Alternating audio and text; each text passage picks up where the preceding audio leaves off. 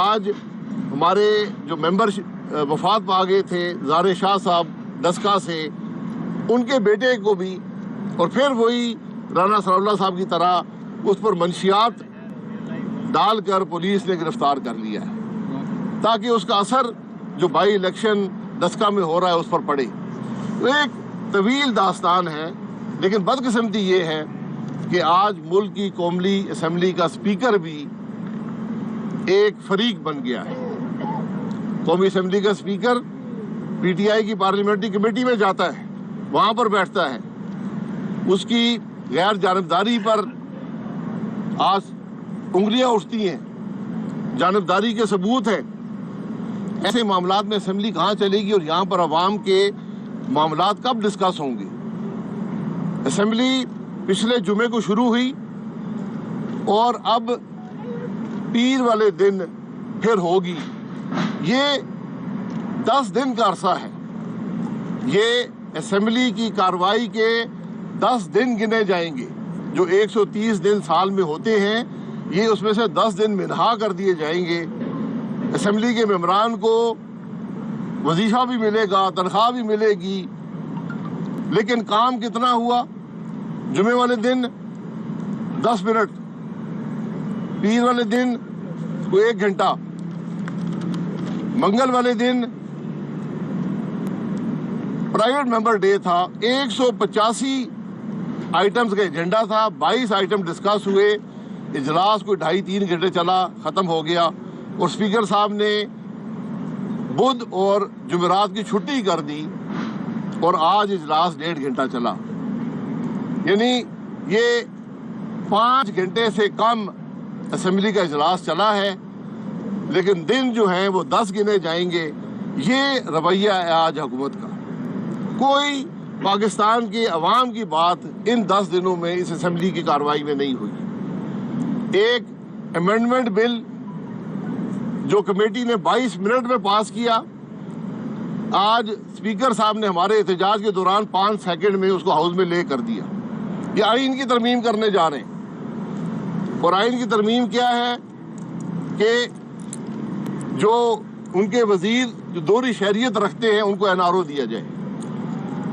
یہ اتنی لمبی کہانی ہے یہاں پر کہ روز 2 گھنٹے کی پریس کانفرنس بھی ہو تو کم ہے، لیکن اس کو آج پاکستان کے عوام بھگت رہے ہیں۔ آج پاکستان کے عوام مشکل میں ہیں، معیشت تباہ ہو چکی ہے، مہنگائی اتنی ہے کہ آج عام آدمی کے پاس یہ فیصلہ کرنا پڑتا ہے کہ بجلی کا بل دوں یا بچوں کی فیس دوں یا کھانے کے پیسے دوں۔ بات یہاں پر پہنچ گئی ہے، لیکن حکمران جو ہیں وہ اپنی حکمرانی کے زوم میں آج ان باتوں سے بھی بے خبر ہیں، اور وہ ادارہ جہاں پر عوام کی بات ہوتی ہے اس کو مفلوج کر کے رکھ دیا ہے۔ یہ آج کی پاکستان کی قومی اسمبلی کی اور پاکستان کی پارلیمنٹ کی حقیقت ہے۔ جیسے ابھی شاہد صاحب نے بیان کیا کہ قومی اسمبلی مفلوج ہو چکی ہے، میں صرف اس میں یہ اضافہ کرنا چاہتا ہوں کہ اس ملک میں ایک پروجیکٹ شروع کیا گیا تھا، ایک فائل کھولی گئی تھی، پروجیکٹ عمران خان۔ یہ پروجیکٹ عمران خان فیل ہو گیا ہے۔ اب اس پروجیکٹ عمران خان کے فیلئر کے ساتھ ملک اور ریاست بھی ڈوب رہی ہے، اور تیسرے سال میں جب حکومت ان سے نہیں چل رہی تو ایک بیانیہ یہ حکومت مسلسل تکرار کے ساتھ اپنے ترجمانوں کے ذریعے ملک میں پھیلا رہی ہے کہ عمران احمد نیازی کے علاوہ اس ملک میں سب کے سب لوگ چور ہیں، قبضہ گروپ ہیں اور غدار ہیں۔ گویا کہ حب الوطنی، دیانت اور ایمانداری کے جملہ حقوق حاجی عمران احمد نیازی صاحب کے پاس ہیں۔ اللہ کرے کہ ایسا ہوتا، لیکن قوم اس ایمانداری کو کیا اچار ڈالے کہ جب اس ایماندار نیازی، جعلی ایماندار نیازی صاحب کے ہوتے ہوئے بدترین مہنگائی، بدترین بے روزگاری، بدترین غربت، بدترین خارجہ پالیسی، کشمیر کا سقوط، سی پیک بند، کرپشن کے نئے ریکارڈ، تو یہ پھر ایمانداری نہیں ہے، یہ بدترین نالائکی ہے اور یہ بدترین کرپشن ہے۔ اور حکومت کے وزراء نے اور وزیر اعظم نے ہمیں کہا کہ یہ ٹرانسپیرنسی انٹرنیشنل کی رپورٹ کا جب اردو ترجمہ آئے گا تو آپ کو پتہ لگے گا کہ یہ مسلم لیگ نون کی حکومت کا ڈیٹا ہے، جبکہ رپورٹ کی بہت سادہ انگریزی میں، جسے ایک میٹرک کا طالب علم بھی پڑھ سکتا ہے، یہ واضح طور پہ بیان کیا گیا ہے کہ اس رپورٹ کا ڈیٹا 2019-2020 پی ٹی آئی کے 2 سالوں کا ہے۔ تو جناب آپ نے ہمیں یہ بتلا دیا کہ وزیر اعظم اور ان کے وزیر سادہ انگریزی بھی نہیں پڑھ سکتے۔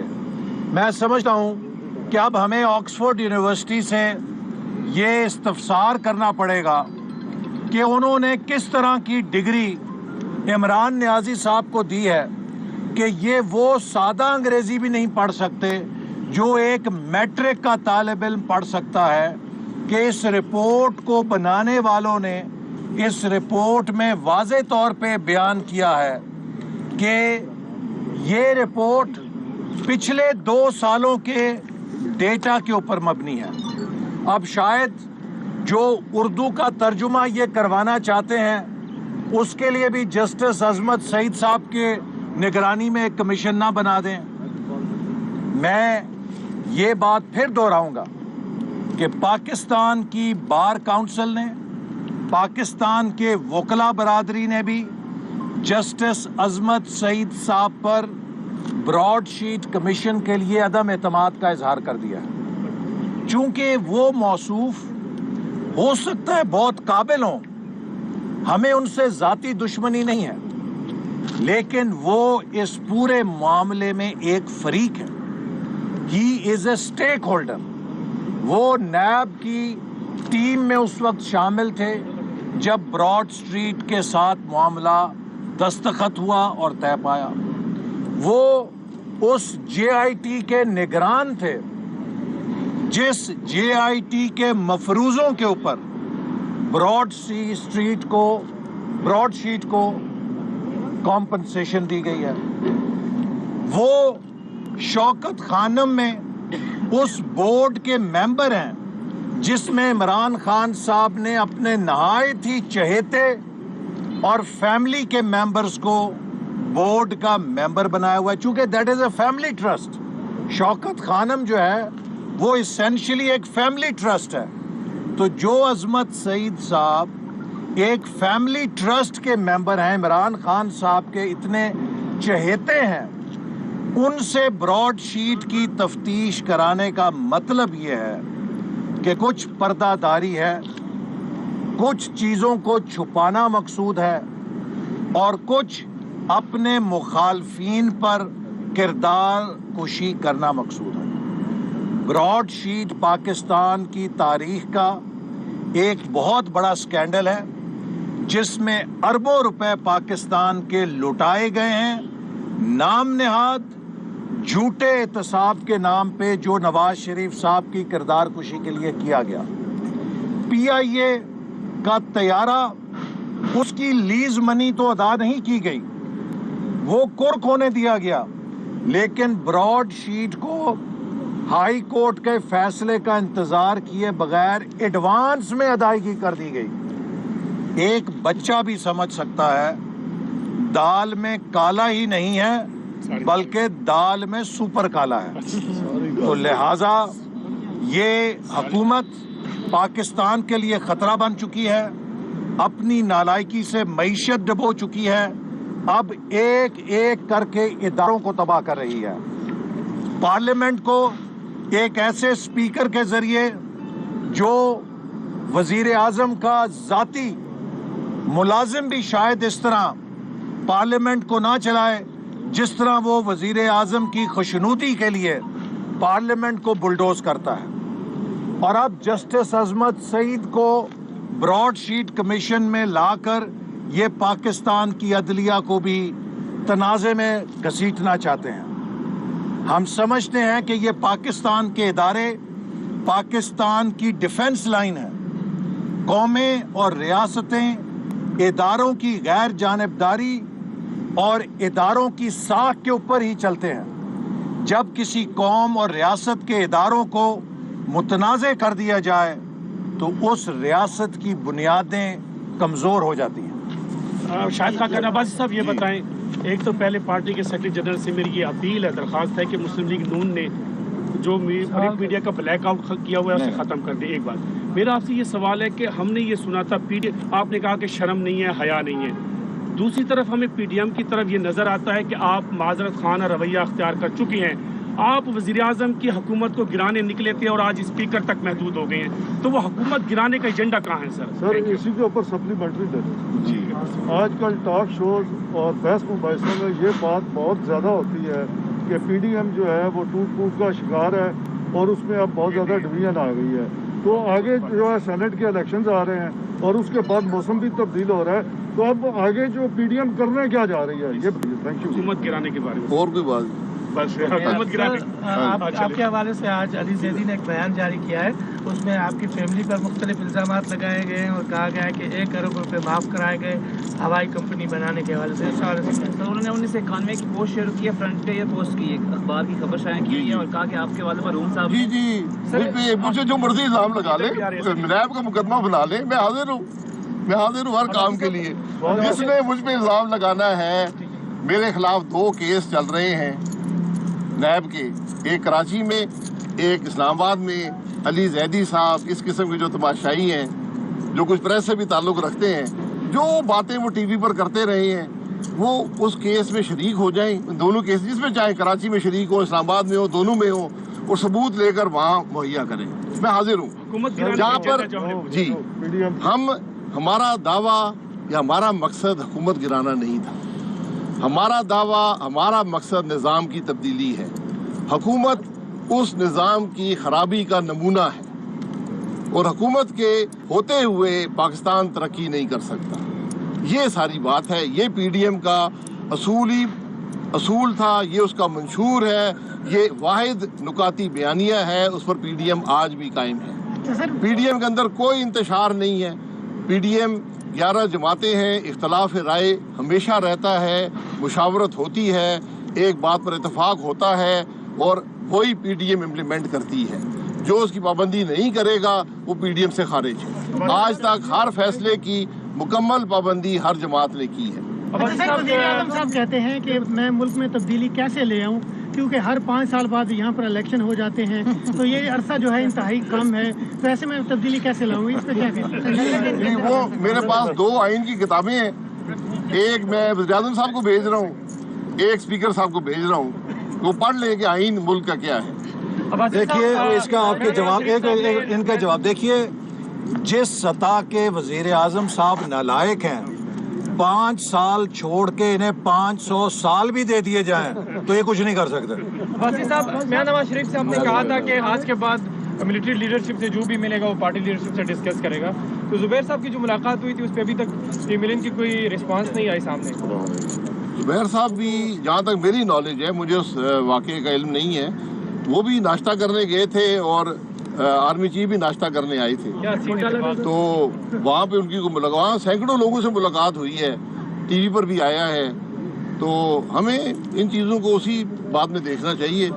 تو ملاقات اب وہاں سے زبیر صاحب فون کرتے مجھے یا میاں نواز شریف کو کہ جی میں ناشتے پہ آیا ہوں، تو کیا وہ میرے سامنے آئے ہیں، ملاقات ہو یا نہ ہو. یہ اخلاقی، ہم نے تو کبھی اخلاقی قدریں نہیں چھوڑی.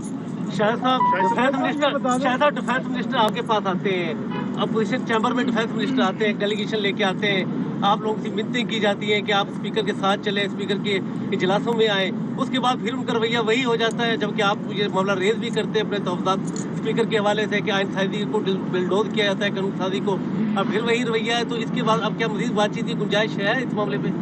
دیکھیے بات چیت کی کبھی گنجائش ختم نہیں ہوتی. پرویز خٹک صاحب آئے تھے جمعے والے دن اور ہم نے ان کو بتایا تھا کہ جناب یہاں پر کوئی بات چیت کی گنجائش نہیں ہے. یہاں پر اسمبلی کے روایات ہیں، اسمبلی کے رولز ہیں، اس کے مطابق اسمبلی چلائیں. اسپیکر صاحب 2.5 سال سے سینکڑوں دفعہ بات چیت ہوئی ہے، ایک بات کبھی پاس نہیں رکھا گیا اور آج اسمبلی مفلوج ہے. میں نے ابھی بتایا ہے 10 دن کے پیسے پاکستان کی عوام ادا کریں گے. اسمبلی میں بات 5 گھنٹے ہوئی ہے اور اس میں کوئی بات پاکستان کے عوام کی نہیں ہوئی. عباسی صاحب آج کل ویسے ٹیلی فون کہیں سے آ رہے ہیں جی کوئی ٹیلی فون آ رہے ہیں آج کل کہیں سے؟ میں چیک کرتا ہوں, مجھے تو نہیں آیا. باقی کوئی موقع دے دیں. شریف صاحب جیل میں ہیں, خورشید شاہ صاحب جیل میں ہیں اور انہوں نے درخواست کی ہوئی ہے کہ پروٹیکشن آرڈر کے لیے نہ کہیں اسپیکر کو. ابھی آپ کہہ رہے ہیں گھروں پہ قبضے بھی ہو رہے ہیں, تو ابھی آپ کیا سمجھ رہے ہیں کہ آپ کی یہ پریس کانفرنس میں بے بسی نہیں ہے, آپ کے پاس آپشن نہیں سمجھ رہے کہ آپ کے پاس کوئی آپشن نہیں رہا جس کی وجہ سے بے بسی کا اظہار کیا جا رہا ہے؟ میں بے بسی کا اظہار نہیں ہے, مجھے افسوس کا اظہار ہے کہ جس ملک کے اسپیکر کو یہ نظر نہ آتا ہو کہ پورا فرنٹ بینچ اپوزیشن کا خالی پڑا ہوا ہے, اس اسپیکر کے بارے میں کیا کہہ سکتا ہوں. جو اسمبلی کا اسپیکر کا کام, اسپیکر جانبدار نہیں ہوتا, اس کا کام اسمبلی کے حقوق اور ممبران کے حقوق کا دفاع ہوتا ہے, چاہے وہ اپوزیشن میں ہو یا اسمبلی میں ہو. اور سب سے بڑا رائٹ جو اسمبلی کے ممبر کا ہوتا ہے وہ بات کرنا ہوتا ہے, پاکستان کے عوام کی تکلیف کی بات کرنا ہوتا ہے. جو اسپیکر اس کو روکے گا, میں اور میری جماعت ہر حد تک جائیں گے, مایوسی کا اظہار نہیں کریں گے, بے بسی کا اظہار نہیں کریں گے. پھر جو اسمبلی میں ہوگا آپ دیکھیں گے. دیکھیے, اور یہ بے بسی نہیں ہے, یہ بے بسی نہیں ہے. یہ ساری باتیں جو شاہد صاحب نے کی اور میں نے کی ہیں, ہمارا دل کرتا ہے کہ یہ ہم اسمبلی کے فلور پہ کریں. آج اس اسمبلی کے فلور کو اپوزیشن کے لیے زبان بندی کر دی گئی ہے.